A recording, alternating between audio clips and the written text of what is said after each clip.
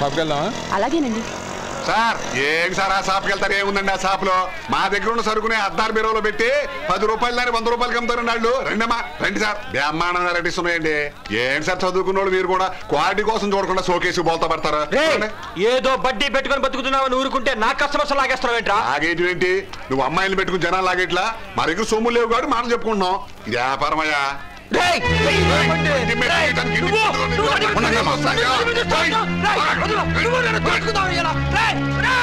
ఆగండి ఆగండి.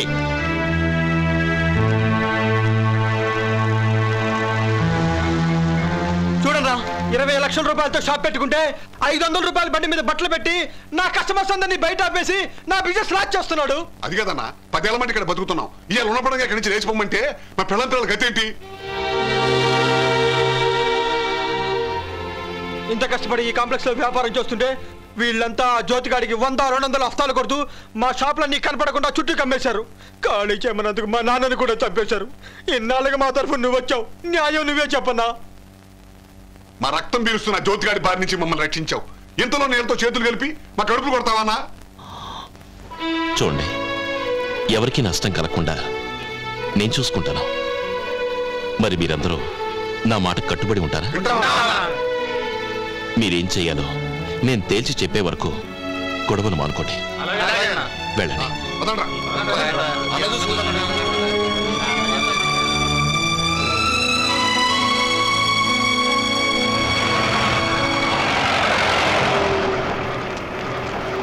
ఈ సమస్య ఈనాటిది కాదు శివయ్య, 25 ఏళ్లగా నలుగుతుంది.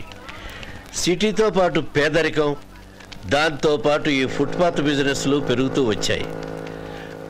బళ్ళు తీసేస్తే వీళ్ళు బ్రతకలేరు, తీసేయకపోతే వాళ్ళకి వ్యాపారం ఉండదు. ఏమిటి శివయ్య ఆలోచిస్తున్నావు? ఏం లేదు పెద్దయ్య, వీళ్ళ కోసం మనం ఏమీ చేయలేవా అని. చెయ్యొచ్చు. ఫుట్పాత్ల మీద ఉన్న షాపులన్నీ ఈ స్థలంలోకి మారిస్తే వాళ్ళ మధ్య గొడవలు తీరిపోతాయి.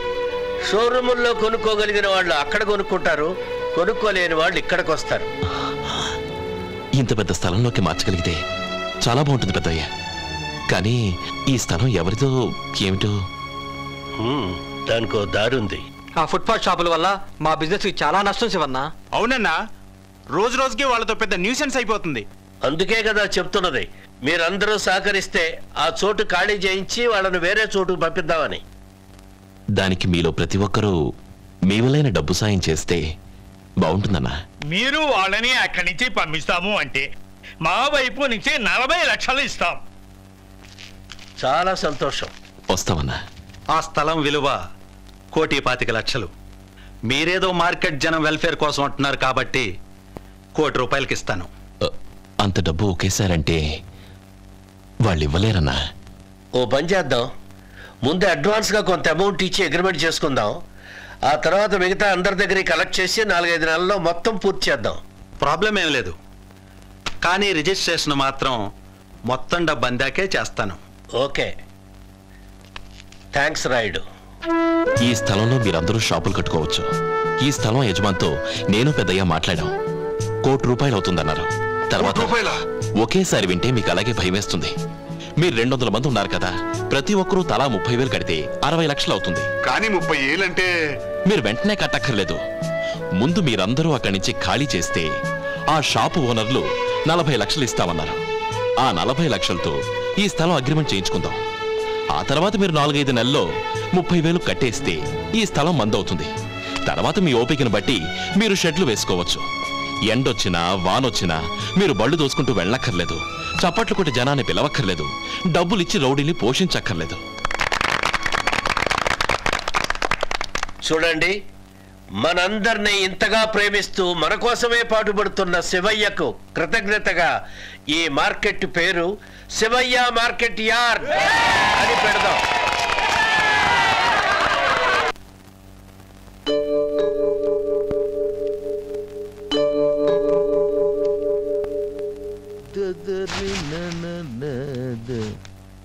అల్లుడు, ఏంటి క్యాలెండర్ చూస్తున్నావు? కల్పన అస్థికలు నిమజ్జనం చేయాల్సిందే రేపే. నేను ఆ పని పూర్తి చేసుకుని వస్తాను.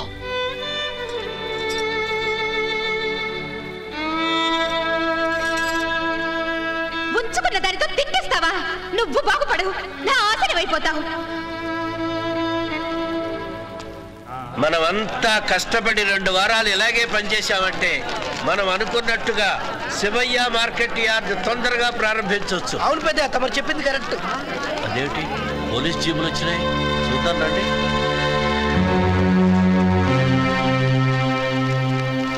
ఏమిటండి మా స్థలంలోకి పోలీసులు తీసుకొచ్చారు? ఎవరు మీరు? అరే బడుద్దాయ్, ఈ ప్రశ్న అడగాల్సింది నేనురా. ఎవరురా ఇదంతా? ఎవరా? వీళ్ళంతా ఈ స్థలం కొనుక్కున్న వాళ్ళు. నా స్థలం నాకు తెలకుండా కొన్నారా మీరు? మీ స్థలమా?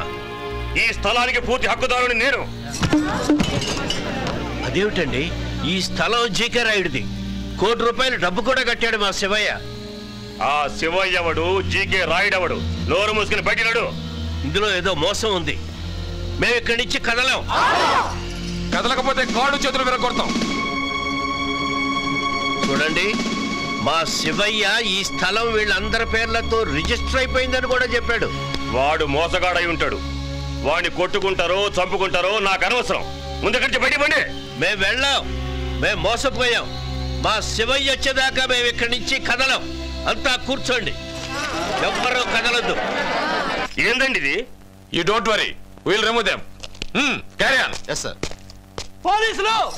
పోలీసులు! పోలీసులు! పోలీసులు! పోలీసులు! పోలీసులు! పోలీసులు! పోలీసులు!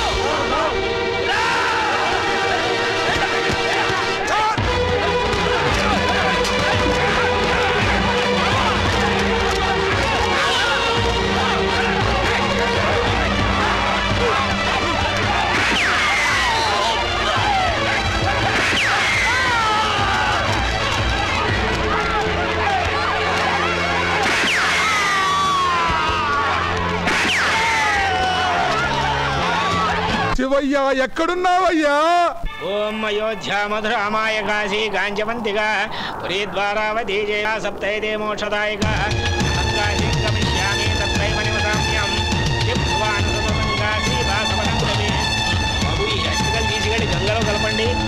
ఓం నమో బ్రహ్మణ్య దేవాయ గో బ్రాహ్మణ హితాయ చ జగద్ధితాయ కృష్ణాయ గోవిందాయ నమో నమః. నిత్యాని యాని తీర్థాని సాగరే సాగరే సర్వదే. పట్టణంలో ₹1 కోటి మోసం చేసి పారిపోయొచ్చావంట. టీవీలో చెప్తున్నారన్నా. పేదోళ్ళకి దొంగ స్థలాలు ఇప్పించి వాళ్ళ దగ్గర డబ్బులు వసూలు చేసావంట అన్నా. పోలీస్ కాల్పుల్లో షాప్ వాళ్ళు 10 మంది చచ్చిపోయారంట అన్నా.